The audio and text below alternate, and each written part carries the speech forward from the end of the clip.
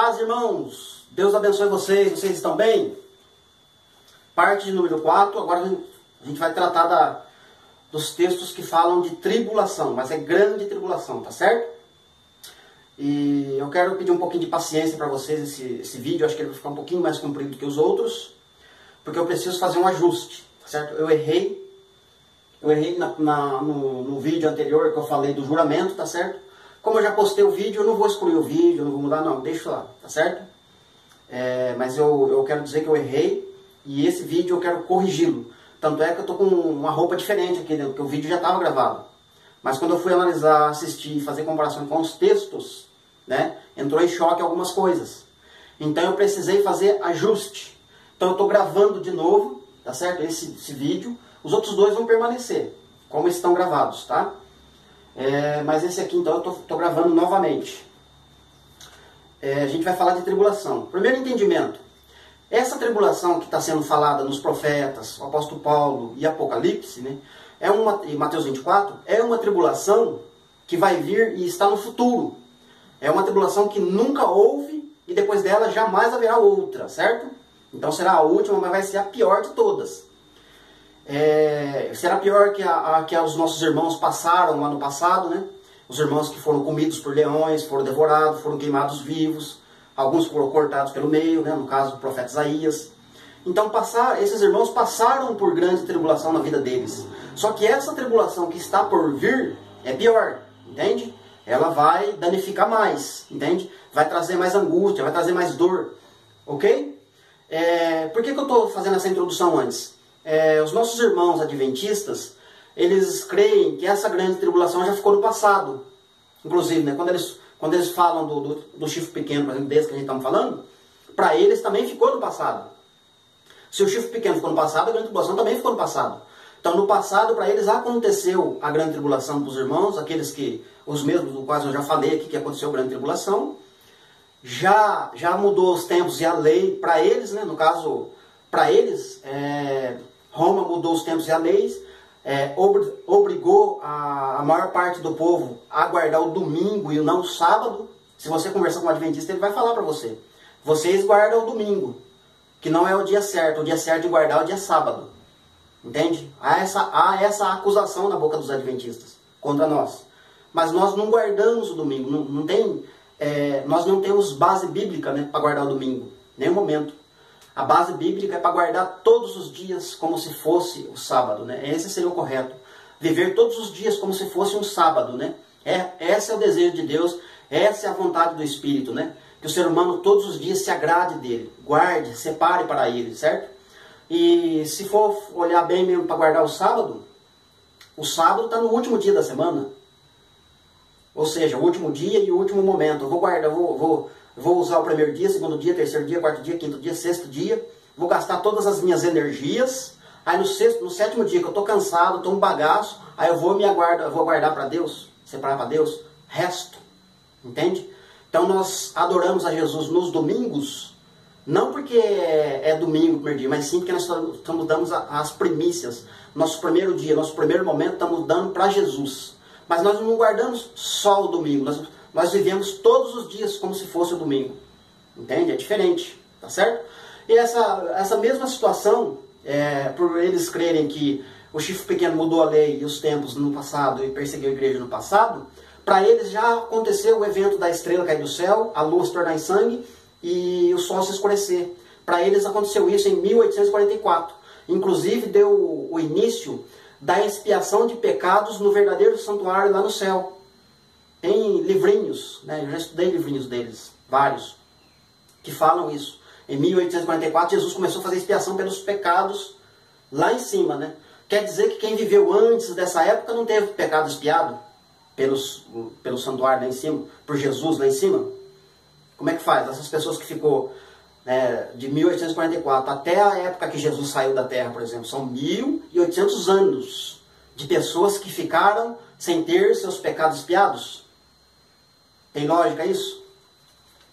Mas eu não estou aqui, não quero falar mal, né? Eu só estou colocando aqui para vocês verem como uma parte da igreja está dormindo num sono que não tem jeito, gente. Tem que acordar. Tem que acordar para a verdade, para a palavra, não é?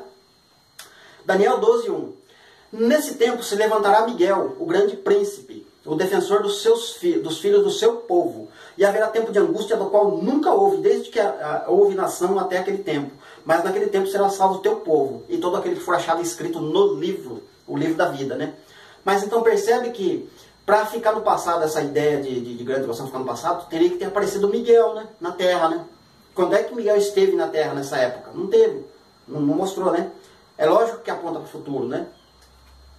Mas o que eu quero dizer é que é uma angústia da qual nunca houve. E isso está em paralelo com Mateus 24. Jesus vai citar o profeta Daniel justamente nesse momento e vai falar que vai ser um tempo de angústia de grande tribulação do qual nunca houve na terra, tá certo? É a mesma situação, tá certo? Vamos direto para 1 Tessalonicenses 5:3. Quando andarem dizendo paz e segurança, eis que sobrevirá repentina destruição, como vêm as dores de parto a quem está para dar a luz, e de nenhum modo escaparão. Verso 1 e 2 ele vai dizer, né? Irmãos, relativamente aos tempos e épocas, não há necessidade do que eu vos escreva, porque vocês estão inteirados com precisão de que o dia do Senhor vem como um ladrão de noite. Quando ele fala isso, ele está pegando essas palavras dos profetas. Quem estuda e lê os profetas sabe que o dia do Senhor vem como um ladrão de noite depois da grande tribulação. Isso está claro. Está claro em Mateus 24, Lucas 21, Marcos 13 e todos os profetas, né? Mostram isso. Depois que a terra treme, o sol escurece, a lua entra em trevas, guerra para todo lado. Fim desse momento, aí o sol e a lua se escurecem, entende? Joel vai falar disso. Nossa, todos os profetas, não tem nem como entrar aqui por esse meio, né? Então, o apóstolo Paulo sabia de todas essas coisas, por isso que ele está falando, né? Quando andarem dizendo paz e segurança, eis que sobrevirá repentina destruição como as que vêm, como as que estão em dores de parto para dar a luz, né? Mas quando ele fala dores de parto, ele está falando lá do princípio de dores que Jesus fala em Mateus 24. Isaías 30, Isaías 13, Isaías 21, Jeremias 50, 51, 52. Nossa, tem muitos profetas que falam de dores de parto, né? Os profetas, vou resumir aqui, os profetas falam que os homens estarão com seus rostos empalidecidos, a perna vai bater uma na outra, tremendo de medo, e andar como se tivesse uma mulher grávida com dores de parto, de medo, né? De medo dessa época, certo? É isso que o apóstolo Paulo está dizendo. Por que eles vão dizer que vai ter paz e segurança nessa época também? Além deles estarem com medo. Na verdade, vai ser um momento antes, um pouquinho antes, as duas testemunhas vão morrer. Vão ser mortas. Vai acabar a perturbação na terra. É nesse momento que eles vão se alegrar, certo? Eles vão se alegrar, vão mandar presente uns aos outros, etc. Como está nos profetas, né? Mas Amós fala que também nesse tempo eles vão andar procurando de um lado para o outro, procurando a palavra e não vão encontrar.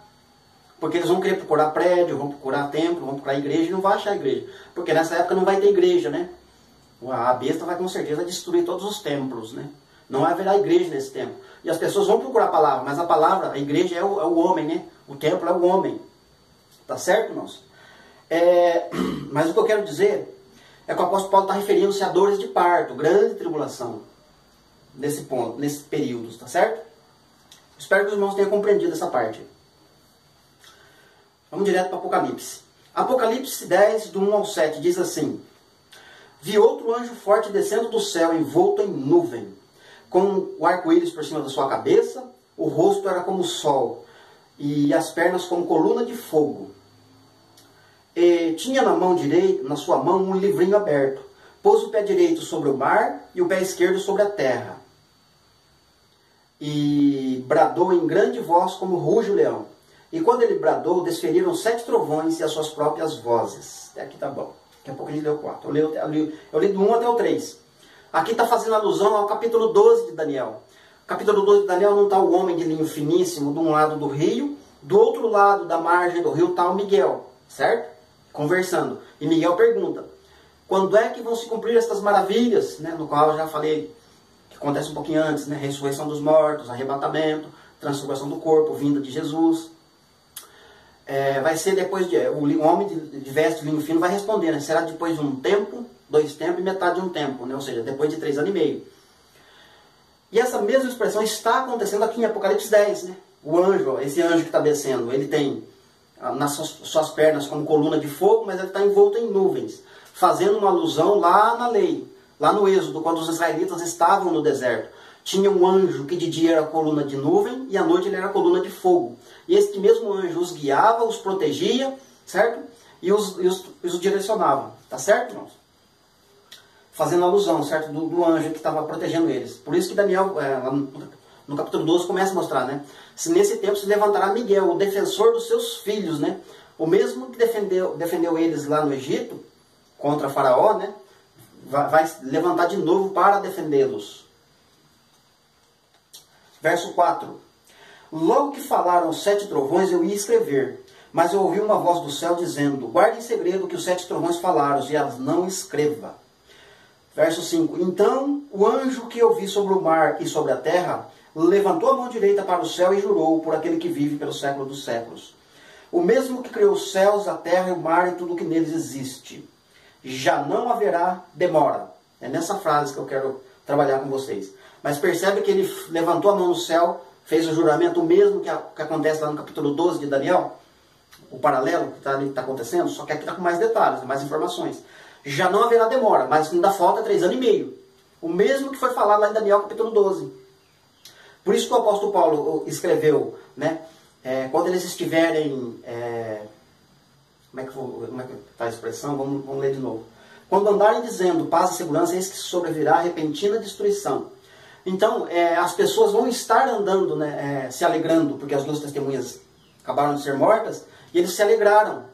Ó, tem paz, tem segurança, agora não tem mais flagelo, né? Essas 2 testemunhas perturbou a gente. Esses 2 profetas aí deu trabalho, mas agora estão mortos, e vão mandar presente, vão se alegrar com isso. Tá certo? Mas de repente vai vir uma grande destruição. E qual é a destruição que vai vir? É a vinda de Cristo que vai vir, certo? Jesus vai vir para julgá-los, para destruí-los. Tá certo? Versos, já não haverá demora, né? Essa frase, irmãos, eu já postei vários vídeos falando que está errado a tradução, né? A tradução correta seria, já acabou o tempo. Mas quando você medita no verso 7, o verso 7 explica por que já não haverá mais, ou seja, já não haverá demora, mas ainda vai ter um pouco de tempo, ou alguns dias, para estar acontecendo aquelas coisas ainda. Porque se você falar que acabou o tempo, porque ainda falta 3 trombetas para tocar, né? A gente está na 4ª trombeta nesse momento. É o momento da peleja lá de Apocalipse 12, é o momento da 4ª igreja lá da 7, é o momento da 4ª festa, é o momento do 4º dia da criação, e por aí vai. Então a gente está na 4ª trombeta, 4ª taça, é o momento em que Miguel está chegando na terra, é o momento em que ele começa, como se diz, conduzir uma parte da igreja para o deserto, e é um momento em que uma parte da igreja vai sofrer lá em Israel, tá certo? Porque o anticristo estará em Israel, assentado, tá certo? Porque ele acha que se ele se assentar lá, ele vai dominar o mundo inteiro, né? Ele pensa. Vamos lá, verso 7. Mas nos dias da voz do 7º anjo, quando ele estiver para tocar a trombeta, cumprir-se-á então o mistério de Deus, segundo ele anunciou aos seus servos, os profetas, né? Mas olha, observa a expressão como inicia o verso 7. Mas nos dias da voz do 7º anjo. Nos dias. Esse 7º anjo é Miguel, é o arcanjo. 1 Tessalonicenses, capítulo 4, 16, né? Porque o Senhor mesmo, dada a sua palavra de ordem, ouvida a voz do arcanjo, Miguel, tocada a trombeta de Deus, descerá dos céus e os mortos em Cristo ressuscitarão primeiro. Então esse arcanjo aqui é Miguel. Mas nos dias da sua voz, do 7º anjo, ele vai estar na terra. Nos dias, isto é, 3 anos e meio, ele estará na terra, tá certo? Então não tem como falar que já acabou o tempo. Falta 3 anos e meio ainda, tá certo? Eu sei que os irmãos lá, irmão Luiz do canal Reino Eterno, o irmão Pedro do canal ID, irmão Israel, não sei se o irmão Israel fala, eu não vi ainda, né? Mas outros irmãos, né, que já têm colocado posts, né, e nos estudos também, colocado a situação, e eu percebi isso. Então por isso eu tô corrigindo, tá certo? Um erro aí que eu cometi. Eu já falei em outros vídeos que essa tradução essa frase, na verdade, de já não haverá demora, estar errada, mas à luz do verso 7 ela está certinha para mim. Mas nos dias da voz do 7º anjo, faltam dias a se cumprirem ainda. Então, é por isso que ele está falando, já não haverá demora, falta um pouco de tempo ainda mas vai se cumprir o mistério, né? E esse mistério que ele anunciou aos seus servos profetas vai se cumprir em Apocalipse 15, né? Quando o sétimo anjo, esse mesmo, tocar, aí a palavra vai falar, chegou o tempo de julgar os mortos, isto é, ressuscitar os corpos, de dar galardão, glorificar o corpo, descer na terra, para destruir os que destroem a terra, isto é, a besta e os seus adoradores que estão destruindo a terra, até a vinda de Cristo. Jesus vem e segura esse, vamos dizer assim, interrompe a destruição da terra, né? Jesus vem, limpa a terra e começa a restaurá-la, né? Aquilo que eles destruírem, né? Mas eu estou frisando isso porque a galera do pré-tribulacionismo fala que Deus destrói a terra, Deus derrama o Apocalipse nos ímpios, né? Primeiro porque para derramar o Apocalipse nos ímpios, esses ímpios são irmãos, né? Desviados, né? Pessoas que estavam adorando a Deus, apostatou da fé e foram para o lado da besta. Então, se Deus for derramar a ira deles sobre a terra, como a galera do pré-tribulacionista anuncia, os pentecostais, Deus está sendo injusto com algumas pessoas. Tem pessoas que não fazem parte da aliança. Tem pessoas que não conheceram a Cristo justamente por causa dessas pessoas que estão ensinando errado, né? Pessoas que estão em lugares remotos, lugares que o evangelho ainda não chegou, pessoas que estão, né, na inocência, na ignorância, ou então chegou, mas chegou distorcida a palavra para eles, essas pessoas vão ser injustiçadas, entende? Deus ele é justo, né? Ele é perfeito. Então ele vai vir fazer o quê? Ele vai vir destruir os irmãos que desviaram, né? Hebreus 4:6 ou Hebreus 6:4 vai falar que é impossível trazer essa pessoa para o arrependimento novamente. Essa pessoa que já aceitou a marca da besta, já foi para o lado da besta, essa pessoa não volta mais atrás. Entende? Então são pessoas que se desviaram da aliança. E não entra em contraste com Daniel 11, né? Quando está falando de grande tribulação lá, né? Aos violadores da aliança, né? Ou seja, a besta vai dar um ênfase, a besta vai apoiar, a besta vai ajudar com lisonjas os violadores da aliança. Aqueles que andam despreocupadamente. Daniel 11 está falando disso, né? Não entra em contradição, entende? Mas o que eu quero dizer é que a palavra do Senhor ela é perfeita em tudo, né? Mas é preciso meditar. Último verso para a gente fechar o vídeo. Apocalipse 8, verso 13. Então vi uma águia que voando pelo meio do céu dizia em grande voz: ai, ai, ai, dos que moram na terra, por causa das restantes vozes de trombeta dos 3 anjos que ainda tem que tocar. Essa águia é o próprio Miguel, né, chegando na terra, certo? Ele mesmo está dizendo, falta 3 trombetas para se tocar. Essas 3 trombetas estão acompanhadas de ai, de flagelos, de pragas. Você junta 7 trombetas com 3 ais, vai dar 10 pragas. 10 pragas, certo? Isso dá o quê? Um paralelo com o Êxodo. Êxodo tem 10 pragas, né? A última praga a ser derramada sobre o Egito, sobre o mundo, foi a morte dos primogênitos, dos homens que estavam preparados para a guerra contra o povo de Deus. Jesus, na sua vinda, vai matar os primogênitos, tá certo? Os homens que estarão em guerra, em campo, né? Lá no Armagedon, para a peleja do grande dia do Deus Todo-Poderoso, tá certo? Então, muitos homens vão morrer neste dia, muitos primogênitos irão morrer, primogênitos da besta, entende? Vão morrer neste dia, paralelo com o Êxodo. O que mais que a gente pode falar aqui? Esse anjo aqui, ai, ai, ai, está voando pelo meio, é uma grande águia. Essa grande águia vai conduzir uma parte da igreja para o deserto, Apocalipse 12, né?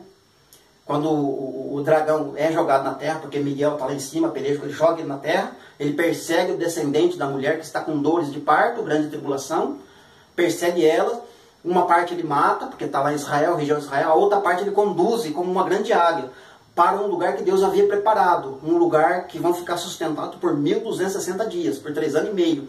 E é nesses mesmos dias que a voz do sétimo anjo estará ecoando, entende? Miguel estará ajudando o seu povo, como está em Daniel 12.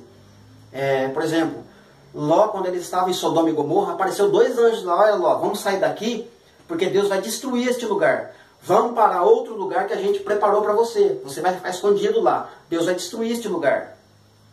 A mesma situação acontece em Apocalipse 18, verso 4. Sai dela, povo meu. Anjo Miguel falando: sai dela, povo meu. Não pereçam com a sua maldade, com os seus pecados, com os seus flagelos. Vamos para outro lugar, porque Deus vai destruir Edom, Deus vai destruir Iraque, Deus vai destruir Arábia Saudita, Deus vai destruir Turquia, Deus vai destruir outras regiões ali que estão aliados, né, com a besta, entende? Deus vai ter que tirar o povo dele que está lá no meio da destruição, lá no Oriente Médio. É o povo dele. E esse povo que está lá no meio da destruição é as 7 igrejas, certo? Eu vou fazer um estudo mais para frente sobre as 7 igrejas, né? Essas 7 igrejas têm conteúdos para toda a história, desde a ascensão de Cristo até a vinda dele. Mas o auge daquelas 7 igrejas lá está para os 7 anos finais. Estão compreendendo? Mas é muita coisa para falar, irmãos. Muita coisa. Então, não sei se vocês conseguiram compreender o paralelo desse anjo Miguel estando defendendo o povo na lei e também estando defendendo o povo de Deus lá no Apocalipse. Tá certo? Finalizando essa parte que já ficou grande, eu entrei para outros assuntos que não era para ter entrado, mas o Espírito Santo que está conduzindo. O Espírito Santo tem seus meios de falar aos seus santos. Amém? Que Deus abençoe. Vamos para a próxima parte que a gente vai falar de trombetas. Tá certo? Que Deus abençoe. Não esquece de curtir, compartilhar e se inscrever lá no canal Efraim Ministério Sode. Que Deus vos abençoe.